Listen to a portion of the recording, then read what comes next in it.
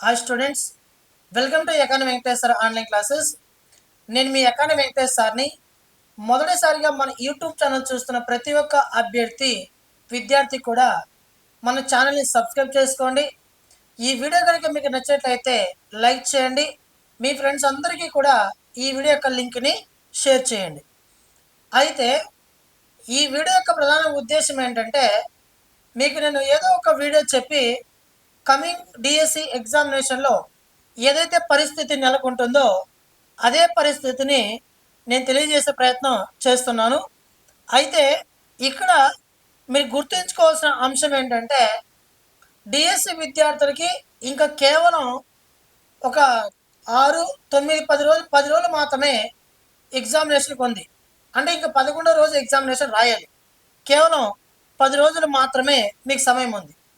ఇలాంటి సమయంలో మీరు చేయాల్సినటువంటి అంశం ఏమిటి, మీరు చేయాల్సినటువంటి పరిణామాలు ఏమిటి, మీరు ఈ టైంలో మీరు చేయాల్సినటువంటి పనులు ఏమిటి అనేదాన్ని ఈ వీడియో రూపంలో మీకు తెలియజేస్తాను. అయితే ఆంధ్రప్రదేశ్ రాష్ట్రంలో డిఎస్సికి ప్రిపేర్ అవుతున్నటువంటి ప్రతి ఒక్క ఆస్పిరెంట్ కూడా జీకే అండ్ కరెంట్ అఫైర్స్ సబ్జెక్ట్ని కష్టమని వదిలేస్తున్నటువంటి వ్యక్తుల్ని నేను వేల మందిని నా కళ్ళ ముందు చూస్తున్నా. ఆఫ్లైన్ ఇన్స్టిట్యూట్లో కావచ్చు, లేకపోతే ఆన్లైన్లో కావచ్చు, చాలామంది ఈ సబ్జెక్ట్ని వదిలేస్తాను సార్ సాయిస్లో అన్న వాళ్ళు చాలామంది ఉన్నారు. వీళ్ళందరికీ కూడా ఈ సబ్జెక్ట్ని ఎందుకు వదిలేస్తారో అన్నదాన్ని నొక్కి చెప్పే విధంగా, అదేవిధంగా ఈసారి డిఎస్సి ఎగ్జామినేషన్లో ఎవరికి జాబ్ వస్తుంది, అసలు ఎవరికి జాబ్ రాదు, నేను ఇప్పుడే జాతకాలు చెప్పినట్టు చెప్పేస్తాను చూడండి కావాలంటే. ఓకేనా? మీ ప్రిపరేషన్ స్థాయి ఏ విధంగా ఉందో నేను ఇప్పుడు అంచనా వేసి చెప్పగలను. ఓకేనా? చెప్పేస్తాను. అదేవిధంగా ఏ జిల్లాలో ఎక్కువగా కటాఫ్ ఉంటుంది, ఏ జిల్లాలో కటాఫ్ భారీగా తగ్గుతుంది అనే విషయాన్ని కూడా నేను ఒక అంచనా ప్రకారం చెప్తాను. ఓకేనా? ఇది అంచనా మాత్రమే చెప్తాను. అదేవిధంగా ఈ యూట్యూబ్ ఛానల్ చూస్తున్న ప్రతి ఒక్క అభ్యర్థి కూడా మన వీడియోని చివరి వరకు చూడండి. మీకు ఖచ్చితంగా యూస్ఫుల్ ఇన్ఫర్మేషన్ ఉంటుంది. అదేవిధంగా మీకు ఇన్ఫర్మేషన్ని చాలా ఇంపార్టెంట్ ఇన్ఫర్మేషన్ ఇస్తున్నా. ఇప్పుడు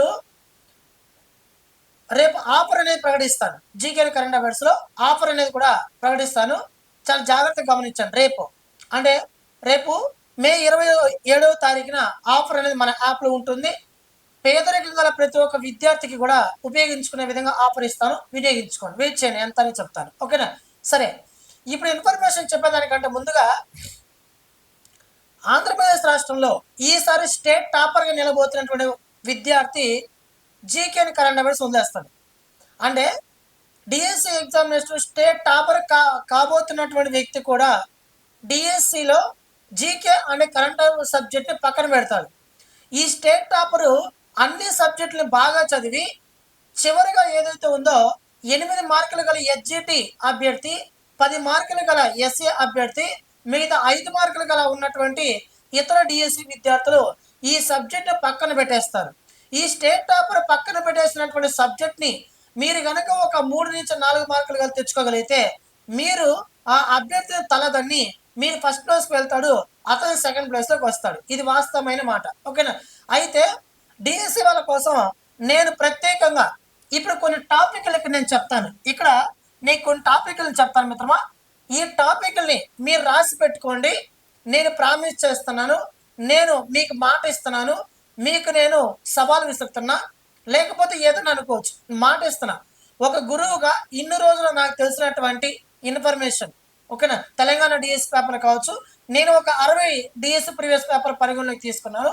రేపు డిఎస్సి ఎగ్జామినేషన్లో ఏ టాపిక్ నుండి ప్రశ్న ఉంటుంది అనేది నేను ఇప్పుడే చెప్పేస్తున్నాను చూడండి.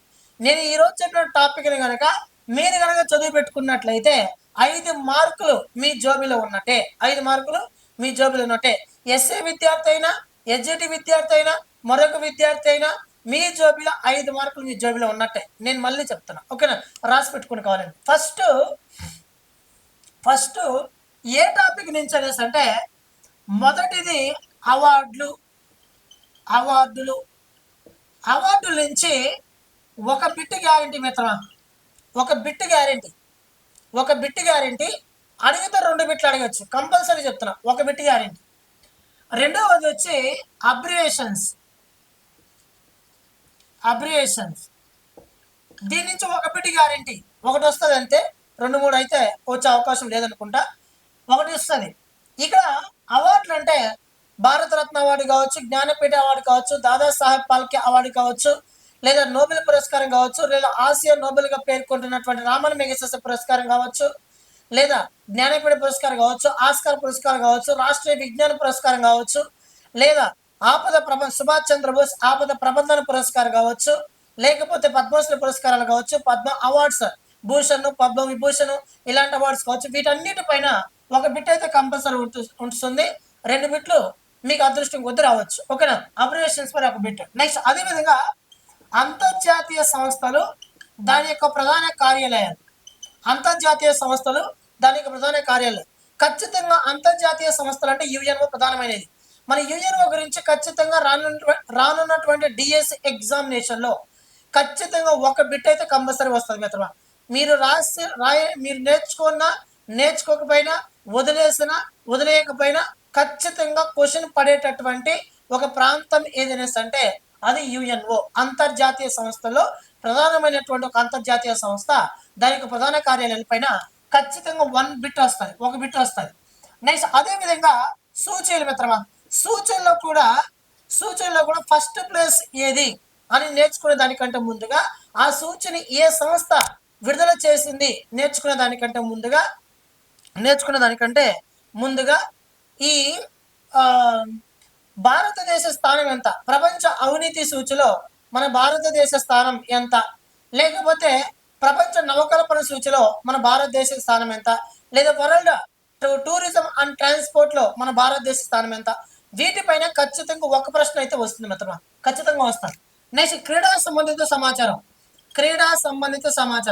ఈ క్రీడా సంబంధిత సమాచారంలో కూడా రీసెంట్లీగా వార్తలు నిలిచినటువంటి పర్సన్స్ బాగా నేర్చుకోవాలి. రీసెంట్గా అంటే ఉదాహరణకి తెలంగాణ డిఎస్సి ఎగ్జామినేషన్ ఏమడిగాడంటే అతి చిన్న వయసులో ప్రపంచ చెస్ ఛాంపియన్లో రన్నరప్గా నిలిచినటువంటి భారతీయుడు ఎవరని అడిగాడు. మన ప్రజ్ఞానంద్, తమిళనాడు రాష్ట్రము. అతను ప్రపంచ చెస్ ఛాంపియన్షిప్కి అతను ఎంపికై రన్నరప్గా నిలిచాడు. ఓకేనా? ఇలా ఆ బిడ్డని తెలంగాణ డిఎస్లో అడిగాడు. ఇలా ప్రజెంట్ ఎవరైతే ఉన్నారో ఈ స్పోర్ట్స్లో క్రీడా సంబంధిత సమాచారంలో ఎవరైతే పాపులర్ అయి ఉన్నారో మనుబాకర్ ఉంది. మనుబాకరు ఒలింపిక్స్లో ఒకే విభాగంలో 2 పథకాలు సాధించినటువంటి ఏకైక భారతీయ క్రీడాకారిణి. అదేవిధంగా వివిధ ఒలింపిక్స్లలో 2 పథకాలు సాధించినటువంటి భారతీయులు కనుక చూసుకున్నట్లయితే ఆమె 4వ వ్యక్తి. ఇలా పాపులర్ అయినటువంటి పర్సన్స్ ఏవైతే ఉంటాయో వాటిపైన ఫోకస్ చేయండి. అదేవిధంగా ఐసీసీ వన్డే వరల్డ్ కప్ని మనకి ఆస్ట్రేలియా అత్యధిక సార్లు గెలుపొందింది, మనకి ఇండియా రన్నర్అప్గా నిలిచింది. ఇలా ఫైనల్కి చేరి ఓడిపోయినప్పుడు కానీ, లేకపోతే విన్నర్గా నిలిచినప్పుడు కానీ, ఇలాంటి అంటే మన భారతదేశానికి ఫేవర్గా ఉన్నటువంటి క్రీడా సంబంధిత సమాచారం పైన బాగా ఫోకస్ చేయండి. రీసెంట్గా ఫ్రెంచ్ ఓపెన్ జరుగుతుంది. ఫ్రెంచ్ ఓపెన్ అంటే ఏమి? టెన్నిస్ అంటే ఏమి? గ్రాండ్ స్లామ్ హోదా ఇస్తారు. గ్రాండ్ మాస్టర్ హోదా వచ్చి చెస్లో ఇస్తారు. గ్రాండ్ స్లామ్ హోదా వచ్చి టెన్నిస్లో ఇస్తారు. ఆస్ట్రేలియా ఓపెన్ ఆల్రెడీ ముగిసిపోయింది, ఫ్రెంచ్ ఓపెన్ ముగుస్తుంది, టెన్నిస్ సంవత్సరం 4 సార్లు జరుగుతుంది. ఇలా పాపులర్ అయినటువంటి ఇన్ఫర్మేషన్ బాగా చూసే ప్రయత్నం చేయండి. నెక్స్ట్ అదేవిధంగా ఇక్కడ మరొక సమాచారం, రాష్ట్రీయ సమాచారం అంటే మన ఆంధ్రప్రదేశ్ రాష్ట్రానికి సంబంధించినది. ఆంధ్రప్రదేశ్ రాష్ట్రానికి సంబంధించినది ఒక బిట్ కంపల్సరీ ఇక్కడ వస్తుంది మిత్రమా. ఇప్పటికే ఎన్ని అయినాయి? 1, 2, 3, 4, 5, 6 ఇక్కడే 3 మార్కులు కవర్ అయ్యి. ఖచ్చితంగా ఇది షెడ్యూల్ మిత్రమా. వాడు అడిగేటటువంటి ఇది ఇంకా ఉన్నాయి, చెప్తాను. ఓకేనా? ఇంకా ఉన్నాయి. ఇక్కడ అబ్రివేషన్స్, అవార్డులు, పుస్తకాల పైన రీసెంట్గా వచ్చిన పుస్తకాలు బాగా నేర్చుకోండి. రీసెంట్గా వచ్చిన పుస్తకాలు దానికి సంబంధించిన ఆథర్ నేర్చుకోండి. ఎప్పుడో పుస్తకాలు బాగా నేర్చుకోవద్దండి. ఓల్డెస్ట్ ఇంపార్టెంట్ కాదు. ఇక్కడ దేశ రాజధానులు, దేశ కరెన్సీలు వీటిని నేర్చుకోండి. కానీ ఈసారి దేశ రాజధానులు, దేశ కరెన్సీ పైన ఒక బిట్ అడిగితే ఎక్కువ మిత్రమా, ఒక బిట్ అడిగితే ఎక్కువ. ఎందుకనేసి అంటే ఇటీవల వార్తలు నిలిచినటువంటి దేశాల రాజధానులు, దేశ కరెన్సీలు నేర్చుకోండి. కానీ ఎప్పుడో పురాతనమైనవి నేర్చుకోవద్దండి. పురాతనమైనవి మీరు నేర్చుకునే ప్రయత్నం చేయొద్దండి. ఓకేనా? అదేవిధంగా విన్యాసాల పైన ఒక బిట్టు రావచ్చు. ఓకేనా? నియామకాలు. లోక్సభ స్పీకర్ ఎవరు, రాజ్యసభ చైర్మన్ ఎవరు, అటార్నీ జనరల్ ఎవరు, సిడిఎస్ ఎవరు, ఇండియన్ ఆర్మీ ఎవరు, ఎయిర్ మార్షల్ ఎవరు, నేవీ అడ్మిరల్ ఎవరు, లేకపోతే మన రాష్ట్రంలో అడ్వకేట్ జనరల్ ఎవరు, అటార్నీ జనరల్ ఎవరు, ఇలా ఇంటి వాటి నీతి ఆయోగ్ చైర్మన్ ఎవరు, లేకపోతే రీసెంట్గా సుప్రీంకోర్టు ప్రధాన న్యాయమూర్తి ఇటీవల ఎన్నికయ్యాడు, అతను ఎన్నో వ్యక్తి, ఇలా నియామకాల పైన ఒక బిట్టి కంపల్సరీ వస్తుంది మిత్రమా. అదేవిధంగా మీకు ఇటీవల ప్రత్యేకంగా వార్తలిచ్చినటువంటి నరేంద్ర మోడీకి అనేక అంతర్జాతీయ దేశాలు మనకి అవార్డులు అందించాయి, వాటిపైన ఫోకస్ చేయండి. దేశ పైన ఖచ్చితంగా ఒక బిట్ వస్తుంది, ఖచ్చితంగా ఒక బిట్ గ్యారంటీ. దినోత్సవాల పైన ఒక బిట్ కంపల్సరీ ఉంటుంది, ఒక బిట్ గ్యారంటీ. రెండు మీ అదృష్టం కూడా రావచ్చు. దినోత్సవాల పైన ఖచ్చితంగా ఇస్తుంది మాత్రమా. నేను ఒక 120 దినోత్సవాలు అప్లోడ్ చేసిన, 325 రోజులకు గాను 325 రోజులు నేర్చుకోవాల్సిన అవసరం లేదు. నేను ఒక 120 దినోత్సవాలకు ఇంపార్టెంట్ అందించాను, వాటి థీమ్స్ కూడా అప్లోడ్ చేశాను. మీరు ఒకసారి మన యాప్లో చూడండి, ఓకేనా. దినోత్సవాల పైన కంపల్సరీ ఒక బిట్ వస్తుంది.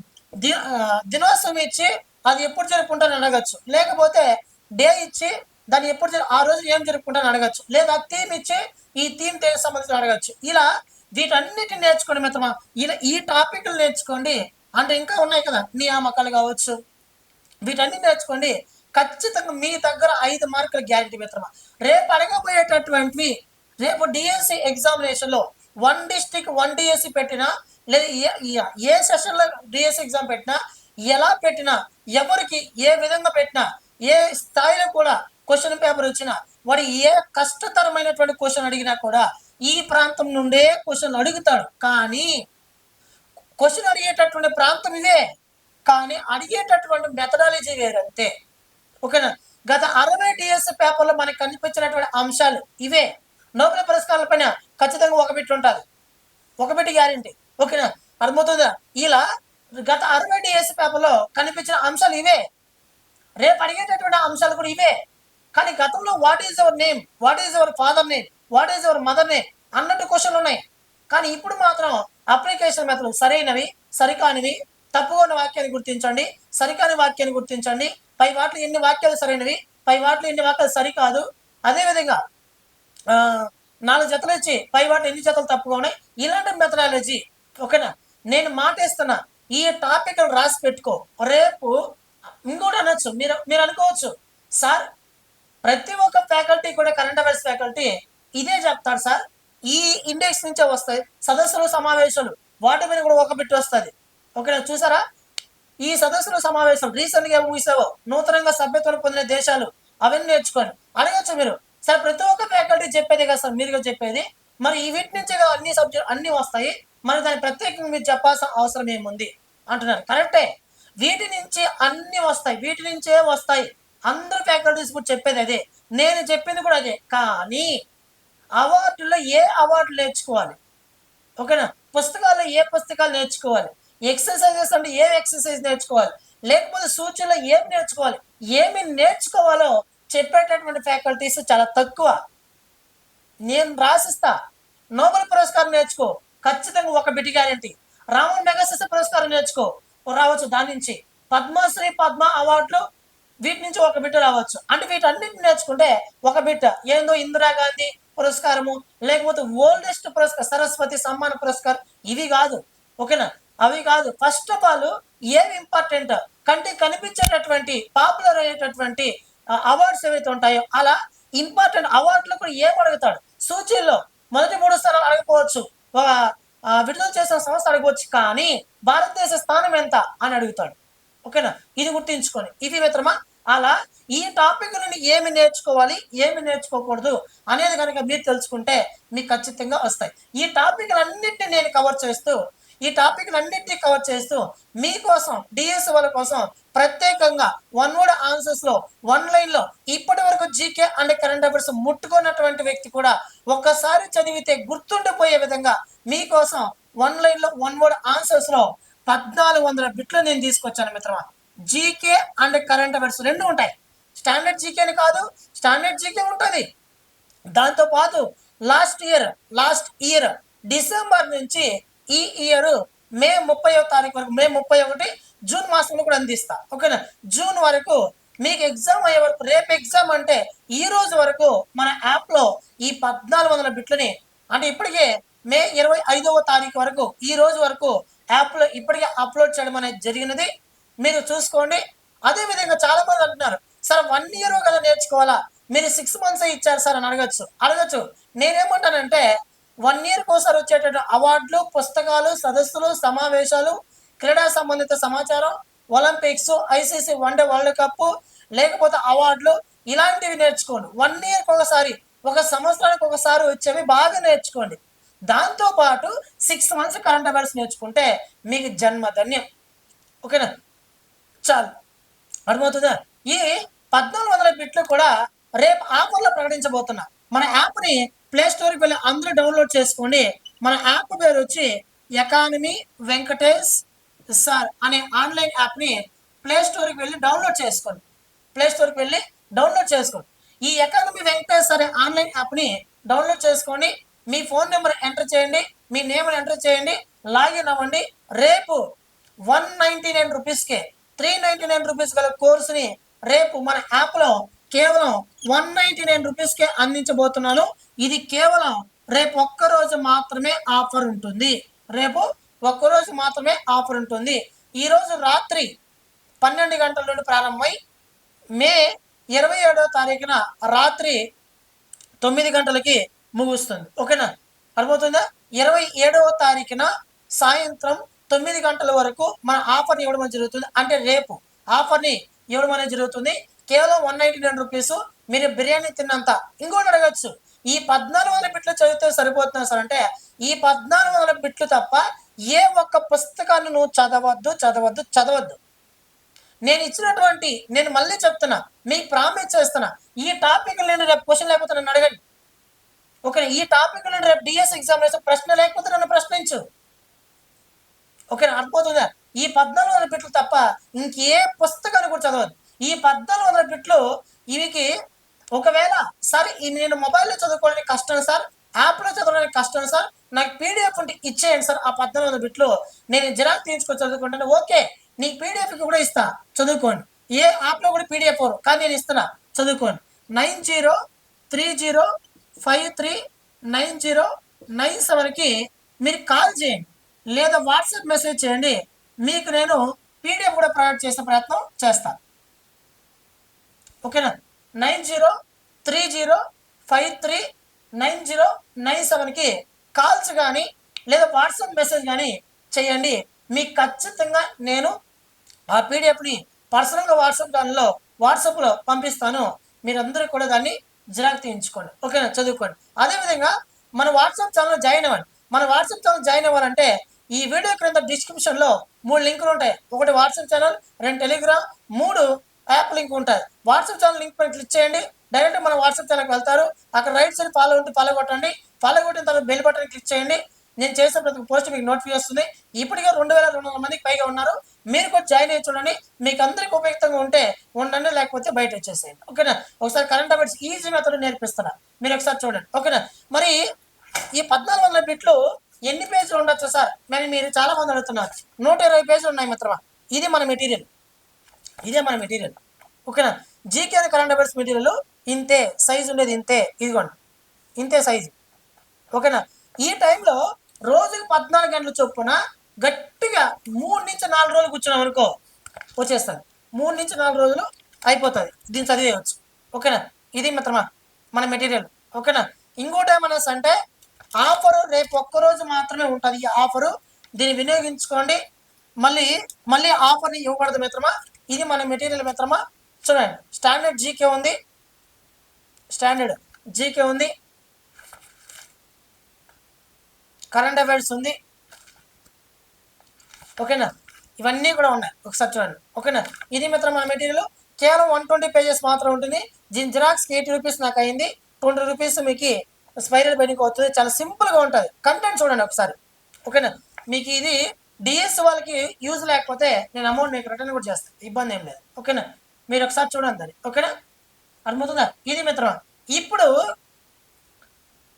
తక్కువ మార్కులకే పోస్టింగ్ వచ్చే అవకాశం ఉందని ఇప్పటికే చాలాసార్లు చెప్పిన, అయినా డిఎస్ వాళ్ళు వింటా.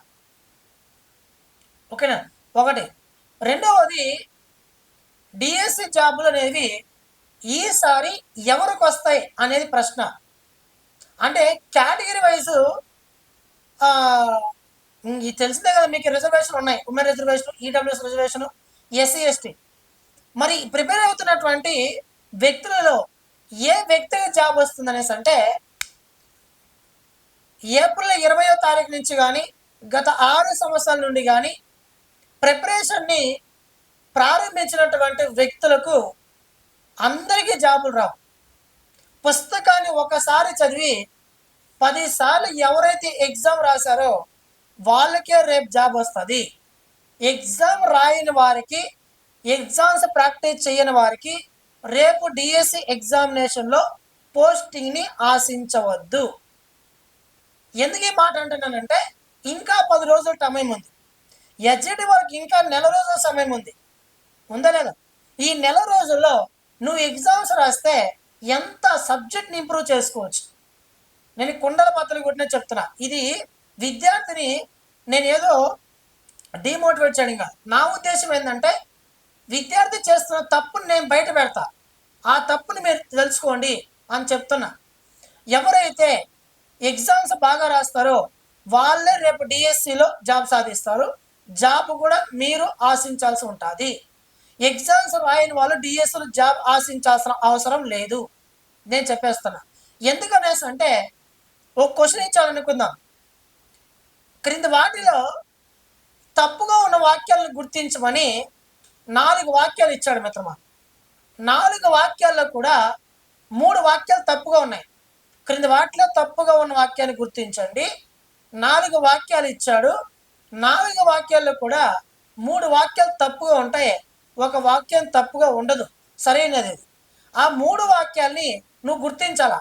ఏ కమా బి కమా సి అంటాడు, ఏ కమా సి కమా డి అంటాడు, ఏ మాత్రమే అంటాడు, ఏ కమా బి కమా సి కమా డి అంటాడు. ఇప్పుడు నువ్వు ఒక సబ్జెక్ట్ పైన, ఒక టాపిక్ పైన బిట్ని ప్రాక్టీస్ చేసేటప్పుడు ఈ తప్పుగా ఉన్నవి, తప్పు కానివి, సరైనవి, సరికానివి, పై వాటిలో ఎన్ని వాక్యాలు సరైనవి, పై వాటిలో ఎన్ని వాక్యాలు తప్పుగా ఉన్నాయి, వీటన్నిటిని ఈ క్వశ్చన్ మెథడాలజీకి నువ్వు అలవాటు పడాలంటే నువ్వు చేయాల్సింది ఇంత పెద్ద పుస్తకాలు పుట్టుకొని ఏదో పెద్ద పుడింగ్ లాగా చదవాల్సిన అవసరం కాదు.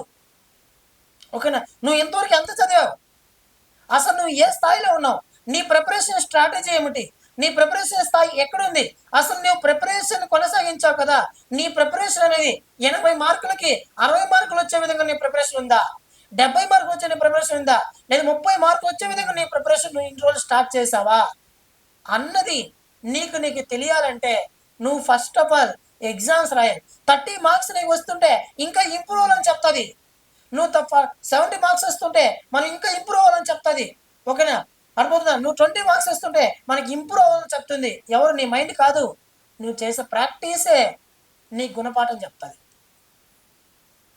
ఓకేనా? నువ్వు ఎన్ని పుస్తకాలు రాసావని, ఎన్ని పుస్తకాలు చదివావు అన్నది కాదు మిత్రమా, నువ్వు ఎన్నిసార్లు ఎగ్జామ్ రాసావన్న వాళ్ళు మాత్రమే ఈసారి డిఎస్సి ఎగ్జామినేషన్లో పోస్టింగ్ ఆశించండి. ఇంకొకటి ఏమనేసి అంటే కాంపిటీషన్ అంతగా లేదు. మీరు అనుకోండొచ్చు కాంపిటీషన్ అంతగా లేదు. ఇప్పుడు ఏ జిల్లా వాళ్ళకి కటప్ భారీగా తగ్గే అవకాశం ఉందంటే అన్ని జిల్లాల వారికి తగ్గే అవకాశం ఉంది. అవకాశం కాదు, తగ్గుతుంది అంతే. వైఎస్ఆర్సీపీ కాంగ్రెస్ ప్రభుత్వం, వైఎస్ఆర్సీపీ పార్టీ 6,000 పోస్టులు ఇచ్చింది. ఎన్డీఏ పార్టీ 16,000 పోస్టులు ఇచ్చింది. అదేవిధంగా 2018లో దాదాపు 7,000 పోస్టులు సంథింగ్ ఎంత వచ్చాయి. అప్పుడు అన్ని పోస్టులు ఉన్నాయి. 7,000 పోస్టులు ఉన్నప్పుడు కటఫ్ ఎంత ఉంది, 16,000 పోస్టులప్పుడు కటఫ్ ఎంత ఉంటుంది చెప్తా చూడండి. సింపుల్గా చెప్తా చూడండి.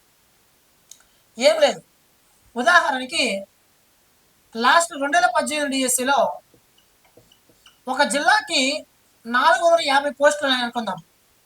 450 పోస్టులు ఉన్నాయనుకుందాం. ఆ 450 పోస్టులు ఉంటే ఆ జిల్లాలో స్టేట్ టాపర్కి 78 మార్కులు వచ్చాయి. 78 మార్కులు వచ్చాయి అంటే ఓవరాల్గా 100కి అనుకుందాం, 75 మార్కులు అనుకుందాం. నేను ఎగ్జాంపుల్ చెప్తున్నా. ఒక జిల్లాకి 450 పోస్టులు ఉన్నాయి 2018లో.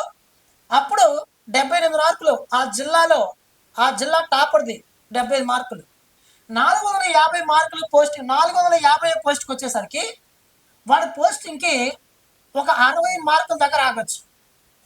60 మార్కుల దగ్గర ఆగి ఉండొచ్చు. ఇప్పుడు 450 పోస్టులు ఉన్నటువంటి జిల్లాలో 2600 పోస్టులు ఉన్నాయి అనుకుందాం. 2600 పోస్టులు ఉన్నాయి అనుకుందాం. ఈసారి స్టేట్ టాపర్కి 78 మార్కులు వస్తాయి. అంటే ఆ జిల్లా టాపర్కి 78 మార్కులు వస్తాయి అనుకుందాం. వస్తే 78 మార్కులు వచ్చినప్పుడు 450 పోస్టులు ఉన్నప్పుడు 78 మార్కులు వచ్చినప్పుడు లాస్ట్ పోస్టింగ్ 60 మార్కులు వచ్చింది. ఇప్పుడు 2600 పోస్టులు ఉంటే ఈసారి ఆ జిల్లా టాపర్ 78 మార్కులకే పోస్ట్ 80 మార్కులు రాని పోస్టింగ్ వస్తే కట్ ఆఫ్ అనేది 60 కంటే ఇంకా తగ్గుతుందా లేదా, అంటే గతంతో పోలిస్తే కట్ ఆఫ్ అనేది ఈసారి తగ్గుతుందా లేదా, 55 మార్కులకే పోస్టింగ్ వస్తుంది ఈసారి. ఏ జిల్లా వాసులైనా చూసుకోండి. ఎస్సీ ఎస్టీ వాళ్ళైతే ఇంకా తక్కువే. విత్ టెట్ అని చెప్తున్నా. ఎవరు చదవలేదు మీరు అనుకోండొచ్చు. కర్నూలు జిల్లాలో 2600 ఎన్నో పోస్టులు ఉన్నాయి. 2000 పైగా ఉన్నటువంటి పోస్టు కర్నూలు జిల్లాలో ఎంతో మంది 70,000 మంది దాకా 70,000 అప్లికేషన్స్ ఎంతో సంథింగ్ ఎన్నో వచ్చాయి. వాళ్ళందరూ పోటీకి రారు మిత్ర. కర్నూలు జిల్లాలో లోకల్ పోస్టులు లోకల్ వాళ్ళకే ఉంటాయి. అర్థమవుతుందా? లోకల్ పోస్టులు లోకల్ వాళ్ళకే ఉంటాయి. నాన్ లోకల్ వాళ్ళందరూ వచ్చి కర్నూలు జిల్లాలో దూకేశారు. అంటే అర్థం ఏంటంటే నాన్ లోకల్ వాడికి నాన్ లోకల్ పోస్టే పోతుంది. 100 పోస్టుల్లో నాన్ లోకల్ అనేది 5% రిజర్వేషన్ అనుకుందాం. 100 పోస్టులు 5 పోస్టులు కదా వాడికి పోతుంది. 95 పోస్టులు కూడా లోకల్ వాడికి కదా ఉంటుంది. కర్నూలు జిల్లా వాడికి కదా ఉంటుంది. అంటే నాన్ లోకల్ ఇక్కడ పోస్టులు ఇక్కడ కర్నూలు జిల్లాలో చిత్తూరు జిల్లాలో పోస్టులు ఎక్కువ ఉన్నాయని నాన్ లోకల్ వాళ్ళు వచ్చి దూకారు. దూకినాయి. వాళ్ళు ఎంతమంది దూకినా నాన్ లోకల్ పోస్టులు వాళ్ళకి ఇస్తారు కానీ లోకల్ పోస్టులు ఎత్తెత్తి వాళ్ళకి ఇచ్చేయరు. అసలు డిఎస్సి వాళ్ళకి తెలివి లేకుండా చదువుతున్నారు. అది కర్నూలు జిల్లాలో పోటీ ఎక్కువ ఉందంట, చిత్తూరు జిల్లాలో పోటీ ఎక్కువ ఉందంట. ఎక్కడుంది? కృష్ణా డిస్టిక్ వాడు, విజయనగరం, శ్రీకాకుళం, విశాఖపట్నం అందరూ వచ్చి కర్నూలు జిల్లాలో ఉన్నారు. వాళ్ళందరూ నాన్ లోకల్ వాళ్ళే కదా. నాన్ లోకల్ వాళ్ళకి నాన్ లోకల్ పోస్టే ఇస్తారు. ఓకేనా? ఏ జిల్లాకు ఆ జిల్లా వాళ్ళు కాకుండా అదర్ డిస్టిక్ ఏదైతే వాళ్ళకి వాళ్ళ పోస్టులు కేటాయిస్తారు. అర్థమవుతుందా? అది ఓకేనా? కాబట్టి ఇవన్నీ దృష్టిలో పెట్టుకోండి. ఈ టైంలో కటాఫ్ భారీగా తగ్గే అవకాశం ఉంది. ఎస్సీ ఎస్టీ అభ్యర్థులకి అయితే అసలు ఇంకా చాలా తగ్గే అవకాశం ఉంది. ఓకేనా? అర్థమవుతుందా? ఎగ్జామ్స్ ఎవడైతే రాస్తాడో, ఏ విద్యార్థి అయితే రాస్తాడో ఆ విద్యార్థి ఈసారి డిఎస్సిలో పోస్ట్ ఆశించండి. ఈ మాట నేను ఎందుకన్నానంటే ఈ రోజు మీరు ఎగ్జామ్స్ స్టార్ట్ చేస్తారని నా ఉద్దేశం. అంతేగాని మీకు ఉద్యోగాలు రావాలని నేను కోరుకునే వ్యక్తి కాదు. అంతకన్నా దరిద్రపు వ్యక్తిని అయితే కాదు. ఓకేనా? ఎందుకంటే నేను ఒక టీచర్ని కాబట్టి నాకు ఆ ఉద్దేశం లేదు. ఓకేనా? ఇంకా చాలామంది నేను చాలా కోపడుతుంటాను కూడా. ఎందుకు 16,000 పోస్టులు అద్భుతమైన అవకాశం వదిలేస్తున్నారు. ఓకేనా? ఇది ఈసారి డిఎస్సిలో జాబ్ వచ్చేది ఎవరికంటే ఎగ్జామ్స్ రాసిన వాడికి జాబ్ వస్తుంది, చదివిన వాడికి జాబ్ రాదు. ప్రతిరోజు చదువుతాడు, ఎగ్జామ్స్ రాసిన వాడు జాబ్ వస్తుంది. చిత్తూరు జిల్లా వాళ్ళు అదృష్టవంతులు, కర్నూలు జిల్లా వాళ్ళు అదృష్టవంతులు, అన్ని జిల్లాల వాళ్ళు అదృష్టవంతులే. ఏ జిల్లాలో అయినా కట్టప్ గతంతో పోలిస్తే ఈసారి భారీగా తగ్గుతుంది. కాంపిటీషన్ లేదు. ఎంతమందిని అప్లై చేయని వాడితో నీకు పని లేదు. ఒక పోస్ట్ కోసం 100 మంది అప్లై చేస్తే ఆ ఒక్క పోస్ట్ కావాలని నిజాయితీగా పోరాడే వారి సంఖ్య 5 మంది మాత్రమే ఉంటారు. అంటే ఒక పోస్ట్ కావాలని 100 మంది అప్లై చేస్తే ఆ ఒక్క పోస్ట్ కావాలని ఆ 100 మందిలో నిజాయితీగా పోరాడే వారి సంఖ్య 5గురే. ఈ 5గురిలో నువ్వు ఒక్కడేటట్టు చూసుకో. అంతేగాని ఈ 100 మందిలో నువ్వు ఒక్కడేటట్టు చూసుకోవద్దు. ఇంక మిగతా 95 మంది కూడా వేస్టే. వాళ్ళు చదువు ఉండరు, వాళ్ళు కాంపిటీషన్ రారు, అసలు క్వశ్చన్ పేపర్ ప్యాటర్న్ అంటే కూడా తెలియదు. నా మాట వినండి, మీ లైఫ్ బాగుంటుంది అంతే. ఇంకా నేను చెప్పేది ఏంటంటే ఎస్జిటి వాళ్ళకి ఇంకా నెల సమయం ఉంది. ఈ రోజు నుంచి వాళ్ళు ఎగ్జామ్ స్టార్ట్ చేసినా కూడా అద్భుతంగా చదవచ్చు. నేను కరెంట్ అఫైర్స్ ఇచ్చాను, ఈ బిట్స్ చదవండి. రేపు మీరు బిట్ రాకపోతే నన్ను అడగండి. ఓకేనా? అర్థమవుతుందా?